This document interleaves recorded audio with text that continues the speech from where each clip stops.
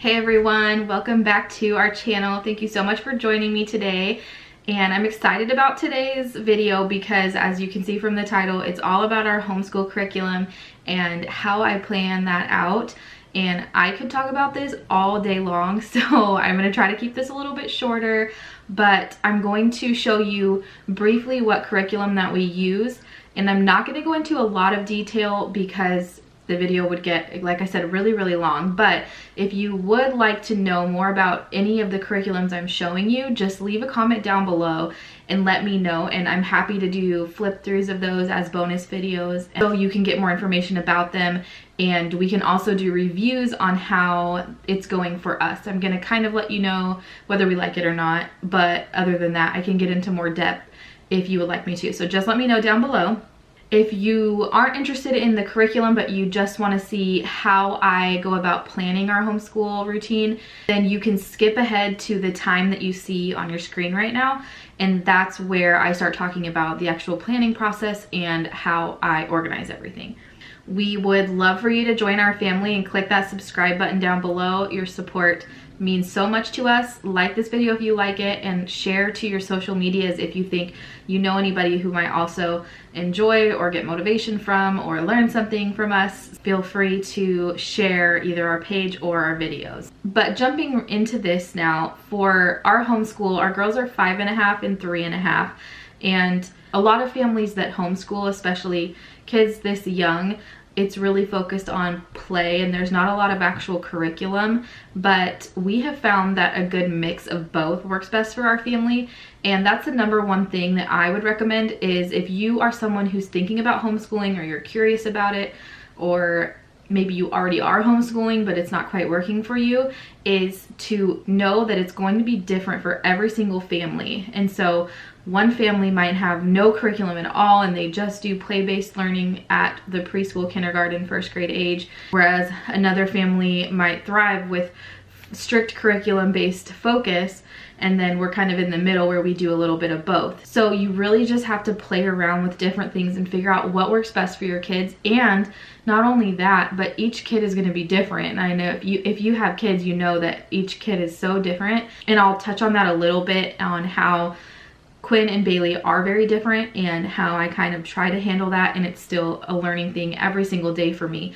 But I do my best, and I'll give you the tips that I've kind of learned from that. But Bailey would be in kindergarten right now if she was going to school, and Quinn would be in preschool. And we cover some subjects with just Bailey, some with just Quinn, and some are both of them. It's kind of more Bailey geared, but Quinn sometimes is along for the ride. The 4 subjects that Bailey is the only one who works on are spelling, grammar, music, and keyboarding. And music, I guess, is kind of both of them too, but she attends a class, so that's why I kind of put that in that list. And then Quinn, her subjects that we really focus on with her, that she has her own curriculum for, are math, reading, writing, and art.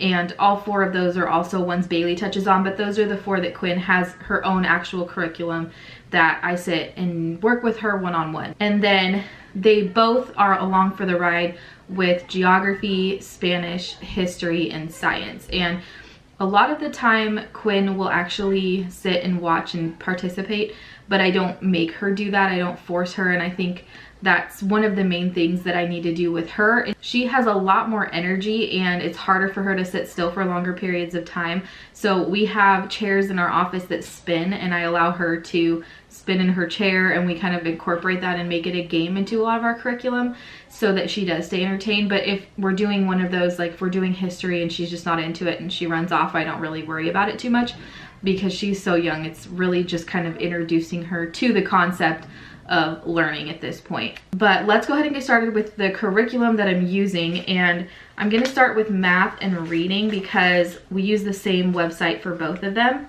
And the website is readingeggs.com, and I'm going to link all of these curriculum links below in the description box, so if you're interested you can go check those out. And just another kind of side note, even if you're not a homeschool parent, these resources are really good to use even as just as supplemental material for your kids, because a parent is so important in a kid's learning journey, even if they go to public school or private school or whatever that may be. So these are really good resources to use outside of school, kind of help them in areas that they may need help with. But readingeggs.com has math and reading put into it, and it's actually pretty cost effective. You just pay for it per year, and you have to have an account for each child that you have, but they give you discounts for second children, third children, and things like that. But this is the math workbook that I purchased to go with it, and that is for Bailey. Quinn doesn't have a math workbook because she's not quite at the point where she's confident in her writing, so there's really no need for a workbook. But the online component is really good because it has game-based learning, and I love that they have workbooks that you can purchase as well, because I think it's important to not just be on the computer all the time, especially at their ages. And then the Reading Eggs one also has workbooks that go along with it. And those ones are cool because they also have maps and stickers that go with it, so it makes it even more fun for them to learn. And Bailey loves it. She's 5.5, but she's reading at the level of a 4th grader, and I really attribute 90% of that to this Reading Eggs program, so it is definitely amazing. And then for Quinn, I did want to introduce her to starting to write her letters, so I got this program, and this is from The Good and the Beautiful, and it's the pre-K course book, and it's really actually worked well for her. She gets to do little activities and practice writing her letters and figuring out things that start with each of the sounds, and it's a lot of fun for her to be able to do that. So she has some kind of a workbook to go along with it. But then I also incorporate a lot of different homemade things or unexpected things around the house that you wouldn't really say, oh, that's a homeschool thing, but we just implement them anyways. Playing cards, things like that. But I also made these out of bottle caps. I just took a bottle cap and spray painted it with black chalk paint, and then I stuck the capital letters into those, so we can use that as a game for Quinn on learning all her capital letters and sounds and things like that. So get creative with what you do because it makes it fun. And Quinn was the kid that I really thought was going to be a challenge because I didn't think she'd want to learn. In fact, the second day of homeschool for her this year, the first day she was super excited, but the second day I was like, you ready to go do school now? And she's like, no. And so I thought that was going to be kind of the trend. So I've had to become really creative with making fun, interactive, exciting things for her, incorporating movement into her learning because she just can't sit still, and that's completely okay. She just learns differently than Bailey. Bailey, on the other hand, can sit and do workbooks and books for an hour and enjoy every second of it. So for her, I feel like workbooks are actually pretty effective because she enjoys them. And I think the #1 thing with learning is that you need to have fun with it, and then you'll learn a lot. So that's what we use for math and reading. For history, I did hours of research on all of these curriculums and watched YouTube videos on reviews and layouts of all the different curriculums I was considering because I didn't want to buy something that wasn't going to work for us. And I know it's not a guarantee that it will, but I just wanted to be as prepared as possible. So I never found a history curriculum that I really fell in love with because I'm a very structured person, and I wanted to be able to start back in prehistory in the Stone Age and kind of go through every single period with them throughout their elementary years. And I knew I was going to go back and review periods and just to make sure that they didn't lose that, and we would duplicate a lot of that. And I was okay with that, but I just couldn't find an all-inclusive curriculum that I really liked. So I decided to just put one together on my own. And we started with the Stone Age, and our project this week, since we are just finishing up the Stone Age, is I printed out these free printables that you can find online. And again, I'll link those down below as well. And it just talks about different things in the Stone Age and things that we've kind of gone over and that we've learned already, but that we can put them in a timeline that we can hang up on our wall and keep track of history as we go through the periods. And I'll just basically plan to leave them up until the wall is full, and then we'll start replacing. But essentially I'm just piecing it all together and finding books from the library that go along with the time periods that are age appropriate, and YouTube videos have been a great resource as well. So just kind of find what's right is my goal. So for geography, we are doing US geography as well as world geography. And I'm gonna start with US geography because really the only thing we're doing for that is learning the states and capitals. And when Bailey was 3, she actually knew all of the states and where they went from this puzzle that she had, but then she didn't play with it for like a year, and so she kind of forgot probably about half of them. But I picked up this book and I used this as a kid in elementary school. It's one of the things I remember so vividly to remember capitals, and I still remember all of my capitals because of this book. But it just has play on words and little cute stories to help them remember the capitals. And we've done the New England states and Bailey remembers them all. So just for example, Hartford, Connecticut, it's a Hartford connecting a cut with a Band-Aid. And so they just have fun little things like that and pictures and little stories about it. And she has really loved it, and she's learning a lot and actually remembering it and retaining that information. So that's all we're doing for US geography right now. And then for world geography, I absolutely love the curriculum that we landed on. And I'm gonna say that a lot this video because I pretty much love everything that we ended up doing. But this is by Beautiful Feet Books, and it's called Around the World with Picture Books. And that's what it looks like. And you have the option of purchasing this along with all of the books that they recommend to supplement in here. But to save money, I just checked them out at the library, and the library here locally is really good at purchasing those books and bringing them into the library if you request them, as long as they're not like off the wall inappropriate titles. So I plan a couple weeks ahead of time, and I'll show you that later in the video, so that I have time to reserve those books and pick them up and get them ready for that week. But this has been amazing because it really is learning about the world through picture books. And we're just finishing up the unit on China right now. We're going to be making a Chinese noodle dish next week as the kind of finale to the class. Tomorrow we're going to be doing a watercolor art project, and they also kind of create these notebooks, and I just got these at the dollar store. They each picked out the one they wanted, and they're making journals to go with this curriculum. So my Around the World journal, and then they color the little cutouts that come with it. My visit to China here, and then we learn about the flag and what the colors represent, and they colored a map of China and just lots of different things about the wall and stuff. So we're kind of creating these journals, and obviously I'm writing Quinn's in for her, but she colors the pictures and then I cut them out for her so she can participate as well. And she really loves it, so it's a good way to get her involved. So for now we really like that, and I'll probably stick with that curriculum throughout the years because they have a lot more that we can do from here. And if you hear like banging and yelling around, the girls are downstairs playing with Anthony, so that's what that is. But okay, for science, again, I love this curriculum, and this is also by the Good and the Beautiful, the same curriculum that I have Quinn's her writing pre-K course book from. And I purchased 2 of them. They have a bunch of different science units. I purchased the safety unit and the human body unit because Bailey has really shown an interest in bones in the body, and I wanted to do the safety unit because it was a shorter one, and it's things like fire safety and how fires start and earthquakes, and it goes through the science of those things in a way that's understandable to a kindergarten age kid, but also has fun experiments and helps them learn. So this is the one we're working on now. We already went through that safety one, but this is the human body, and it's really, really cool. I just printed it. That's why it's in a binder, so you can just print it out, and it's got table of contents, and it has lots of different things. So it tells you the supplies you need all in one spot. So that's nice because when I'm planning ahead, I can look 2 weeks ahead and go through and see what supplies I'm going to need, so I'm not rushing the night before a lesson to go to the store and grab something that I need.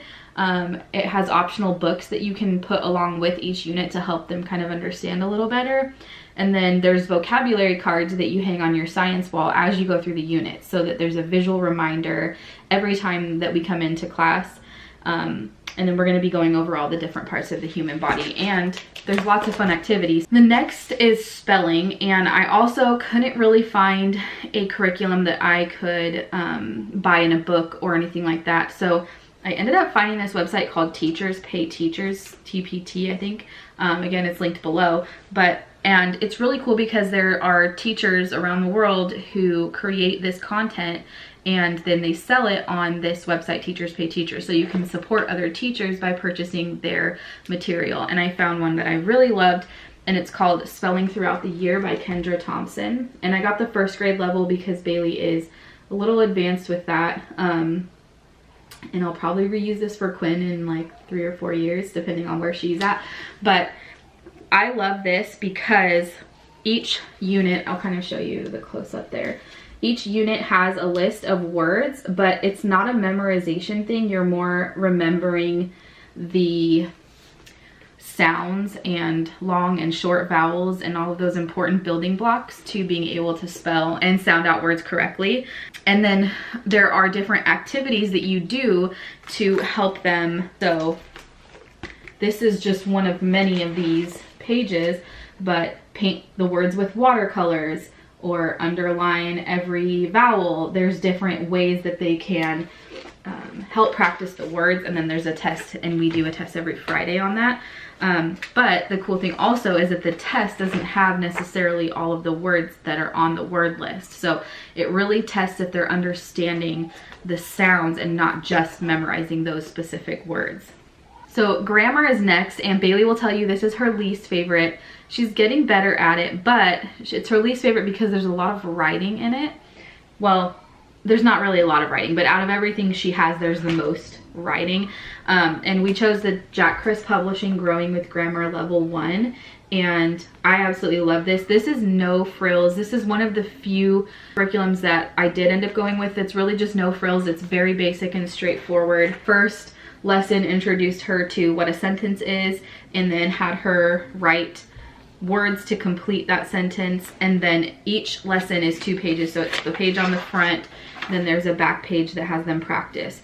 And as she's gotten further in, you can see, so she has to write complete sentences and make sure they're correct and capitalized and have punctuation at the ends. She's working on exclamation points right now, but she has to write a little more than that, so she's not always thrilled about it, depending on how tired she is. But that is what we use for grammar, and it's working really well because she's remembering it, and she's actually getting to the point where she's being really positive with her mindset and trying to get through it quickly but doing it correctly. So she kind of has made it a game for herself, which is cool to see, because I didn't even recommend that for her or suggest it. I just would always encourage her, and then if she was having a hard time, we would go do something else, go have lunch, go take a walk or whatever, and come back to it later on, and that would always work. But she's really kind of stepping up and taking initiative, which is cool to see her do at such a young age. And then for writing, I also couldn't find a curriculum that I liked. And I knew that they were gonna have writing practice in their other curriculum already kind of built in, but I want them to have specific handwriting practice. So what I did, Quinn gets hers in that pre-K course book I showed you earlier, but what I did is I just got this handwriting practice paper book, and it's completely blank. So it's just the blank handwriting pages with those lines, and I just will assign her something to write. So I'll have her write her spelling words for that week, so that she can kind of do 2 birds with 1 stone. If I notice that she's struggling with one letter more than another, I'll have her write them out. So I have her practice the lowercase alphabet, and then I'll circle the ones that I want her to really focus on the most, which are the ones she's kind of struggling with. So I just kind of give her that little supplemental writing practice that kind of goes with everything else, so that she can become more confident. And I think that's also helped a lot with the grammar one that I just showed you, because she is getting more confident at writing those lowercase letters instead of all uppercase. For art, this is the only one that I actually can't tell you whether we like it or not, because we haven't tried it yet. So we've been doing art projects here and there, and it's usually things I'm kind of making up on my own that goes along with one of the other curriculums we're doing. So with the geography, we would color one of those China pictures, or we're going to be painting, doing watercolor tomorrow with that. But I did get this curriculum, and it's called Home Art Studio, and I went with the kindergarten level so Quinn can do it with us.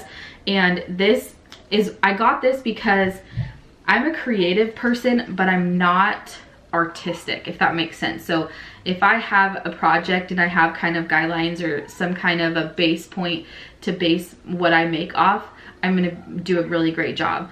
But if I have to just come up with a project on my own and do it from start to finish and have that initial creative spark, I'm gonna be completely lost. So I really wanted a curriculum that has a teacher on the video that teaches them how to do it, that all three of us, and if Anthony's here, all four of us, can actually sit down and watch, and we can all do the project together. So I thought that'd be really fun, and I really need to get this started because I think it's gonna be really good. This one has 18 different projects in it, and there are a lot of other ones as well. So I will update you guys once we actually do this, what we think of it. For music, I touched on this earlier, but Bailey she goes to music class, and it's called Let's Play Music, and it's absolutely amazing. I can't believe the things that she's doing on a keyboard. She's playing chords and putting them together to play songs. She knows what the bass clef and treble clef are. She knows where bass C and middle C and treble C are. And I know that's probably foreign language to some of you, which it was for me too, just 2 years ago. So she's in her second year, and it's been fun because there are parent weeks. So I get to go with her and I get to learn along with her. So I actually have been learning how to play the keyboard as well, and that's been really cool. But she's in the Yellow Arrows, which is the second year, second semester program, and that's what that looks like. And if your kid is around 4 years old, 4 or 5, I think, they can start it, and it's a 3-year program that runs in semesters just like the school system does, but it's at somebody's house that teaches the program. So we love our teacher, Miss Miriam. She's amazing, and I will link this one down below as well. Right now they are working on being able to play both hands together, and it's just really cool to watch because she does so good at it and she loves it so much. And then Quinn, since she's 3.5, she can actually start, and we'll be starting the first year of Let's Play Music this coming fall. So she's really excited, and she already knows pretty much all of the songs because Bailey went through it, and so she's kind of got a good little base for it. So I'm kind of excited to see how it ends up working with her. Okay, so we have 2 subjects left. One is keyboarding, and this is one that Bailey is the only one that does. Quinn doesn't do anything with this. But I purchased the Keyboarding Without Tears license, and I think it was like $10 for the whole year. It is so good. It is so fun. She loves it, and it's actually helping her in music class as well, because you still have to have that discipline when you're typing on the keys and using your fingers at the same time as you do when you play the keyboard. So they actually are kind of going hand in hand a little bit, which is fun because it's just extra practice. But she loves that, and I highly recommend that. The last subject is Spanish, and this is another one that I just can't find a curriculum that I love. I found one, but it was like $500 for the whole thing, and I'm not going to pay that much for something. That's pretty much what I spend in a whole year on curriculum, so that's way too much. But I'm just piecing together my own, and Anthony and I kind of kick ourselves a little bit because we should have been just speaking Spanish to each other this whole time since they were both babies, because then they would have picked up on it and they would know it already. But we didn't, and here we are. So we're gonna teach them Spanish. What I actually did was I picked up this dollar store workbook called Early Spanish, and I'm kind of trying to model what I'm teaching them off of this so that Bailey can use this as a supplement. So we obviously did the alphabet, and there's a fun alphabet song on YouTube that I'll link down below that they absolutely love. But this has been fun for them to look at the animals that start with each of the letters and try to pronounce those as well. Then we have greetings, and we're working on colors right now, so she has to do this workbook page tomorrow. And that's really been all. I mean, I use YouTube for songs and find Spanish games online that are appropriate for her age just to help reinforce what she's learning. And we are trying to speak Spanish more often to each other so that they can pick up on it a little bit better. But that's really it. So that is all the curriculum we're using right now, and of course there are supplemental things that I throw in there here and there. going to the library and getting books from there that coincide with what we're learning has been a huge resource for us. Let me know in the comments if you use any of these curriculums and if you love them, or especially if you have a curriculum for one of the subjects that I mentioned that I can't find one I like for, and why you like it, because I would love to check it out and see if there's anything I missed out there so that we can save me some time, not have to put together curriculums on my own. But now we're gonna get into how I plan our homeschool week. This is gonna be pretty short, sweet, and to the point, but this is how we do things. For my planning, I try to stay 2 weeks in advance for the purpose of being able to get those library books and supplies for anything that we need in advance, so I'm not rushing to do that. And so I have the books in at the library. I don't always make it 2 weeks in advance, and right now I am only 1 week in advance. But I found a free homeschool printable planner online, and I'll link that below as well. It's from livinglifeandlearning.com, and the whole planner is really cute, but I ultimately only use 2 pages out of it because I feel like for us right now, the record keeping isn't a requirement. They're actually not even required to attend school or file a declaration of intent till they're 8 years old in our state. So I don't really technically have to be doing any of this yet, but I think it's important to teach them this kind of structure and love of school from an early age. So this is the page I use, and there are 2 of them in there, so I just print off both of them. They're the same thing, but it just has the week up on top, and then on the side here it has the spots where you can write in the subject that you're working on, and then each day obviously what you're doing for that subject. So I'll show you the one we're doing now. Basically I just write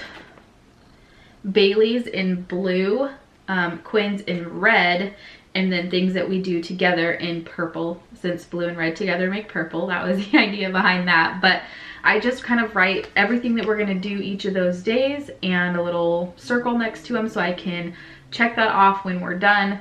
I try to do math 4 days out of the week, and that's different for each kid based on what activities they have going on that day. So for example, on Wednesdays, Bailey has her music class, and then right after she has ballet. So it's kind of a busy day for her. So a lot of weeks I don't have math on that day for her because she has so much going on already.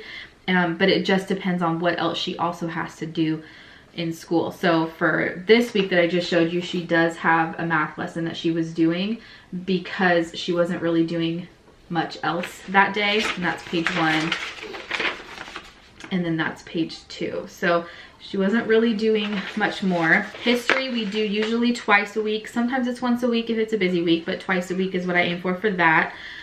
Geography I aim for 3 times a week. One of those days is US geography, and then the other 2 are the world geography days. Science we do once a week, and I usually try to do it on Fridays.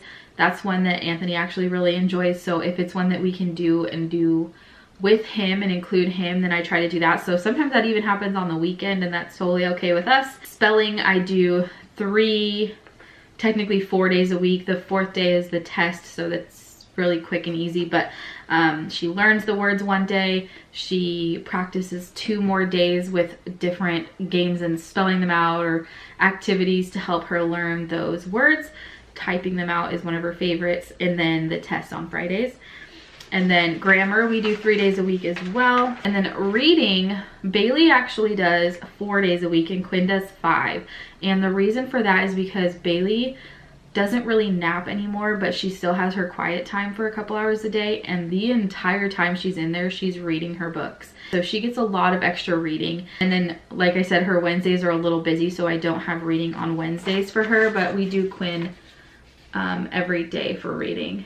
Writing, we do specific targeted writing practice with whatever letters they're struggling with 3 times a week. Bailey's music practice, she has to do 5 days a week, so we do that all 5 days. Her keyboarding we do 4 days a week, and then for Spanish we do 3 days a week for now, because we're just kind of starting to see how that fits in with everything else we have, and then we might bump that up. And last is art, and that's kind of like I mentioned before, it kind of sometimes coincides with what we are doing, and I try to do an art project that has to do with some of the other subjects we're learning. But when we start this DVD that I had showed you guys, it's probably going to be a once a week goal to get art in, and that might end up falling on the weekend because we are kind of busy during the week with getting all of this done already. And then so each night what I try to do is they each have a bin that has their name on it. There's Bailey's and then Quinn's right here, and I try to just put whatever materials that they need to complete what's on their calendar for that day in there so that they basically know everything that they need to do. And so do I. It's actually all in one spot at that point, so it's really organized. The whole school day for Quinn takes maybe 30 minutes max, and it's usually not 30 minutes straight. It's usually like 10 or 15 minutes, and then she runs off and plays for a little bit, and then she comes back and then does 10 to 15 more minutes to finish it up. So it's usually pretty lax, and that's how it should be with a 3-year-old. So, and then we of course incorporate through play as well. So we'll be playing downstairs with a puzzle or letter tiles or something, and we'll make it a game.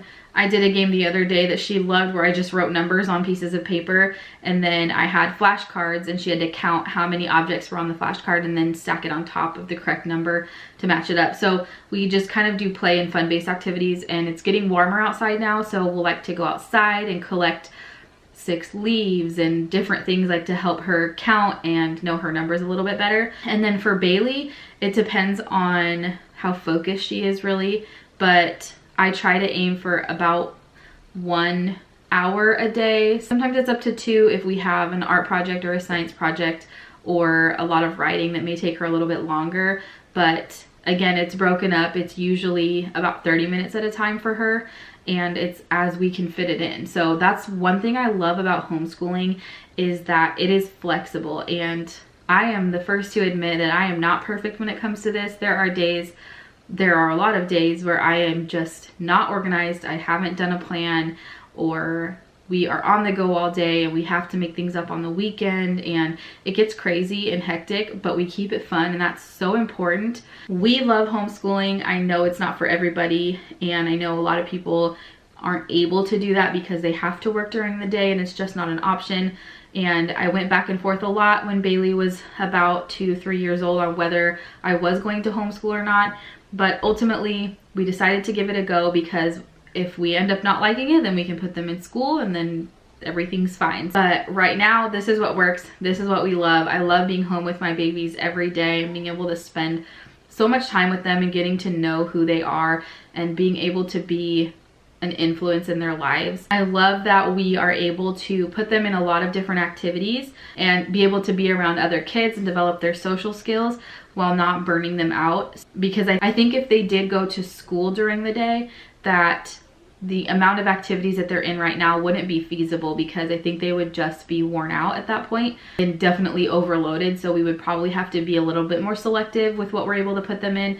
But they're in swim and gymnastics and dance and t-ball starting soon. We're about to sign up Bailey for a modeling agency that will call us and say, hey, I need you to be here tomorrow at this time for this job. Can you do it? So those kinds of opportunities wouldn't really be available to her if we weren't homeschooling. So for us, it works really well and we really love it. If you enjoyed this video, please don't forget to subscribe and like it and share it to your social medias. And let me know in the comments, talk to me in the comments about the tips and tricks that you have to make a homeschool journey go a little bit smoother. Remember to stay humble and be kind, and we will see you guys next week. Bye guys.